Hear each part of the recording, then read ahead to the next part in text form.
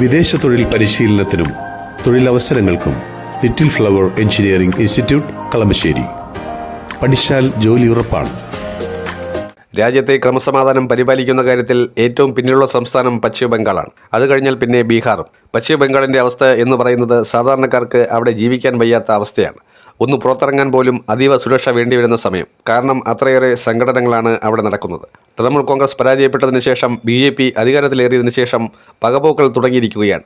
കൃത്യമായി പറഞ്ഞാൽ ന്യൂനപക്ഷ വേട്ടയാടലിൻ്റെ കൃത്യമായിട്ടുള്ള ചലനങ്ങളാണ് ബംഗാളിൽ അങ്ങോളം ഇങ്ങോളം നടക്കുന്നത്.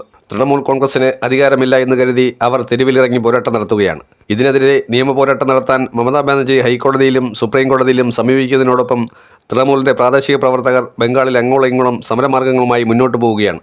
സുവേന്ദു അധികാരിക്ക് ഭരിച്ച് മുന്നോട്ട് പോകാൻ കഴിയാത്ത അവസ്ഥയിൽ ബംഗാളിൽ ഒരുപക്ഷെ രാഷ്ട്രപതി ഭരണം ഏർപ്പെടുത്തേണ്ടി വന്നാൽ പോലും അതിൽ അസ്വാഭാവികത ഒന്നുമില്ലാത്ത ഒരു അവസ്ഥയാണ്. സാധാരണ വടക്കുകിഴക്കൻ സംസ്ഥാനങ്ങളിൽ ഒന്നായിട്ടുള്ള മണിപ്പൂരിൽ കുറച്ചുനാൾ രാഷ്ട്രപതി ഭരണം ഏർപ്പെടുത്തിയതിൻ്റെ കാരണം എന്താണെന്ന് നമുക്കെല്ലാവർക്കും അറിയാം.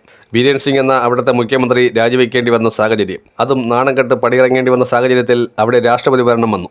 ഇവിടെ ബംഗാളിൻ്റെ രാഷ്ട്രീയം നോക്കുമ്പോൾ വളരെ വ്യക്തമായി തന്നെ നമുക്ക് മനസ്സിലാക്കാൻ കഴിയുന്നത് ഭവാനിപ്പൂരിൽ ഭീതിയുടെ മടലിൽ ചെന്ന് ദീദിയെ പരാജയപ്പെടുത്തി അജയ്യനായി മാറിക്കഴിഞ്ഞിരിക്കുന്ന സുവേന്ദു അധികാരി അത്ര ഈസിയായി സുഗമമായി ബംഗാൾ ഭരണവുമായി മുന്നോട്ട് പോകാൻ കഴിയില്ല. തൃണമൂൽ കോൺഗ്രസ് പരാജയപ്പെട്ടുവെന്ന് ഉറപ്പിച്ച് പറയാൻ കഴിയില്ല. കാരണം 90 ലക്ഷം വോട്ടുകൾ അവിടെ നിന്നും SIR വഴി നീക്കം ചെയ്തതിന് ശേഷം നടന്ന തെരഞ്ഞെടുപ്പാണിത്. സാധാരണഗതിയിൽ തൃണമൂലിന് കിട്ടേണ്ട 30 ലക്ഷത്തിൽ കുറയാത്ത വോട്ടുകളുണ്ട്. അത് ഇത്തവണ പോൾ ചെയ്യപ്പെട്ടിട്ടില്ല. അപ്പോൾ തന്നെ നമുക്ക് മനസ്സിലാക്കാവുന്നതേ ഉള്ളൂ അവിടെ എന്തൊക്കെ രീതിയിലുള്ള ക്രമക്കേടുകളാണ് നടന്നത് എന്ന്. BJP മണ്ഡലങ്ങളിൽ എല്ലായിടത്തും അവരുടെ സ്വാധീനം ഉറപ്പിച്ചുകൊണ്ടിരിക്കുകയാണ്. പക്ഷേ അവർക്ക് മൃഗീയ ഭൂരിപക്ഷം കിട്ടാൻ മാത്രമുള്ള സാഹചര്യമൊന്നും കഴിഞ്ഞ കുറേ നാളുകളായി ഇല്ല. ലോക്സഭാ തെരഞ്ഞെടുപ്പിൽ BJPയുടെ ടാലി കുറയുകയാണ് ചെയ്തത്.